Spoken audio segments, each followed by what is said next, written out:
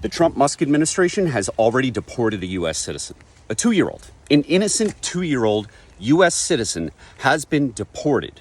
I know that slippery slope arguments are often just inherently flawed, but this is not one of those times. Donald Trump has been crystal clear for 10 years about who he'd like to deport.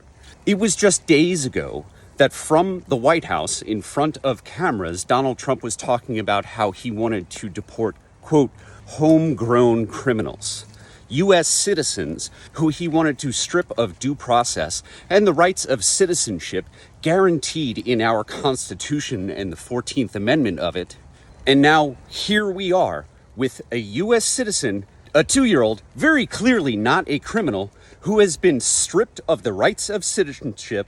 A federal judge, a conservative federal judge, has determined that the due process rights of this 2-year-old U.S. citizen were violated in that there was no meaningful process. The father of this U.S. citizen filed an emergency petition to the court because the mother was going through an expedited deportation.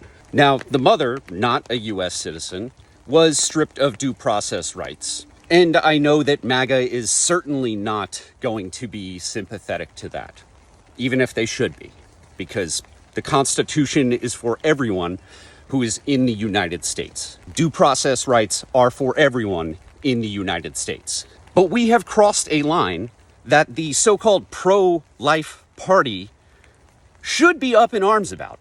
When a 2-year-old U.S. citizen, very clearly not a criminal, someone born in the United States, is deported without the right to due process, we have entered new territory that even MAGA swore we would never cross. And for additional context on how ridiculous is, the conservative federal judge who wrote about this wrote that he feared that the plane was already above the Gulf of America. Those are the words that he used. When you have a federal judge who is willing to adopt the language of the fascists in renaming things that cannot be renamed like that, a judge who is willingly and freely using the language of a fascist to describe how the Trump administration is going too far, that's pretty fucking significant. So look, my point is not to make you feel hopeless. It is simply to let you know what is going on and to empower you to make change. This is a red line that many members of Congress and of the Senate said would never be crossed, even the MAGA contingent.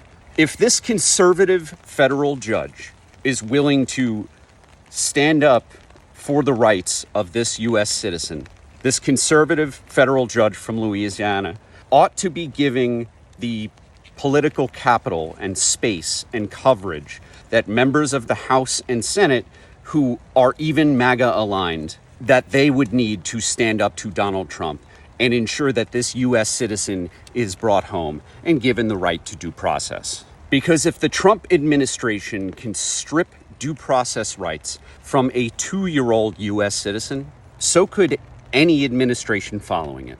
And that is the argument that you need to make to your member of the House and Senate. Even if you live in MAGA land, just explain to them, do you want the next Democratic president to have the power to, without due process, to deport American citizens? Babies, actual babies, deporting babies. Their answer is going to be absolutely the fuck not. So this should be really easy for them to stand up and do the right thing. But they need to hear from you. An easy way to find your member of Congress and your senators and how to contact them is to go to 5calls.org. On 5calls.org, you enter your zip code and they give you who to contact, how to contact them. And there are even scripts for things that you might care about, issues that you might care about. So if you want to stand up for the rights of 2-year-old American citizens before they get deported, before more of them get deported, go to 5calls.org now.